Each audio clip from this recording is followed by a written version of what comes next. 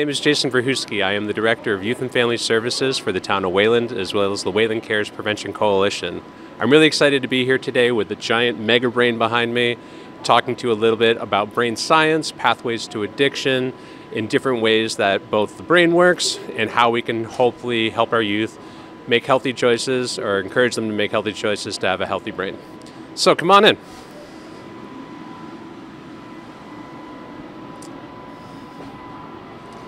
All right. So as we enter the brain, you'll notice there's a whole bunch of different things going on here. The first thing I'm going to talk about a little bit is the plasticity of the brain.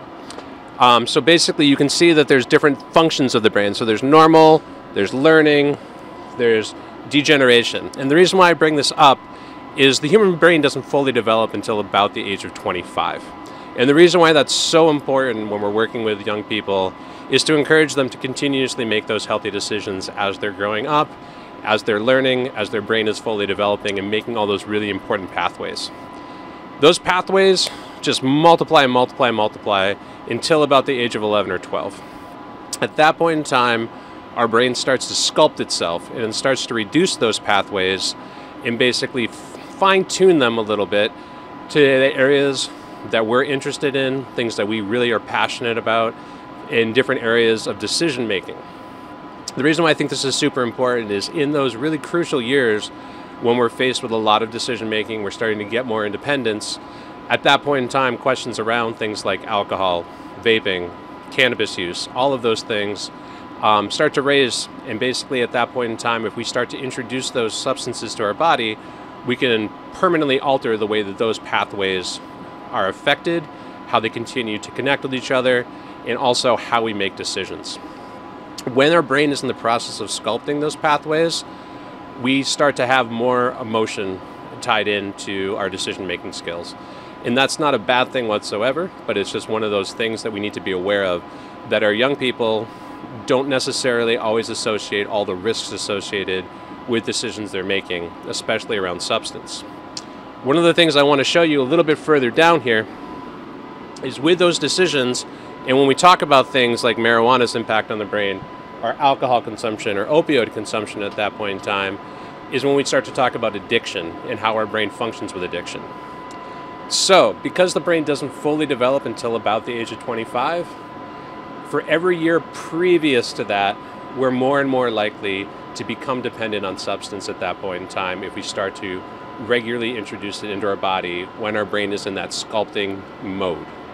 So basically, if we start ingesting cannabis, for instance, at that point in time, at a young age of 11 or 12, our likelihood to be dependent on it later in life becomes exponentially higher. So for instance, the average for people having addictive struggles later in life is about 3.2%.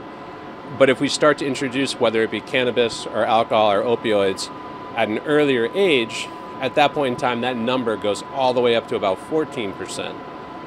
If every year we wait to potentially introduce those substances, especially to the point of intoxication, that percentage rate for addictive potential continues to go lower and lower and lower, so we'll have less issues hopefully later in life.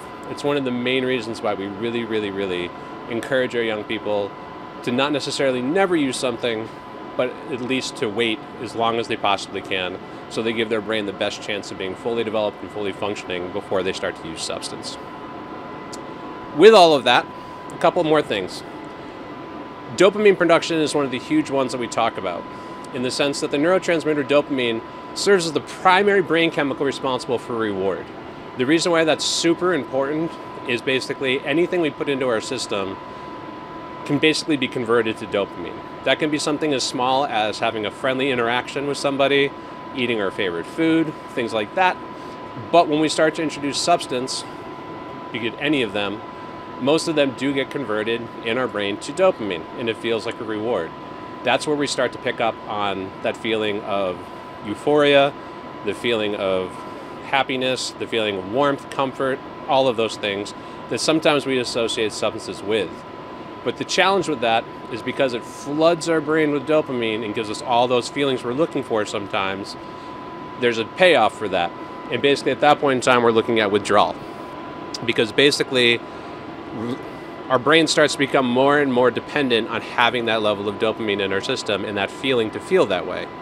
And when we don't have that substance, we start to have effects of withdrawal, where basically our brain is no longer capable of producing that level of dopamine, giving us that same feel, and then we start always chasing that feeling, and thus we're needing more and more just to actually feel a base level baseline like we see over here. So we see that with the lights here, our baseline looks something like this, where basically you have different little transmitters and neurons that are firing, and they have a nice steady rhythm. When we have intoxication, our brain is flooded with that dopamine, and at that point in time we have all of those feelings, but we also have loss of control, we have lowered inhibition, we're taking more risky behaviors, and especially with teenagers that already are more prone to have risk, it's a really dangerous place to be. At that point in time, when you come down to withdraw, you actually start to see that basically it's that mix in between the baseline and intoxication.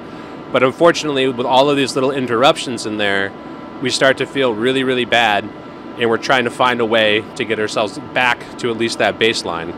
The nice thing is the brain is really resilient, and if we do change our behaviors and our intake of substance, for the most part, we have the ability to come back pretty close through treatment and abstinence of substance to get us back to the baseline. So, with all of that, one of the things I want to leave you with is that the brain is incredibly resilient, and it's one of the things that helps us do everything that we possibly do. The longer we can wait before we introduce substance, the healthier our youth are going to be. It's one of the biggest things we can encourage our youth to do. There's always going to be a chance later in life to potentially try substances if you so choose to. That being said, the healthiest choice is always to not use, and that's what we encourage. My name is Jason. Thank you so much.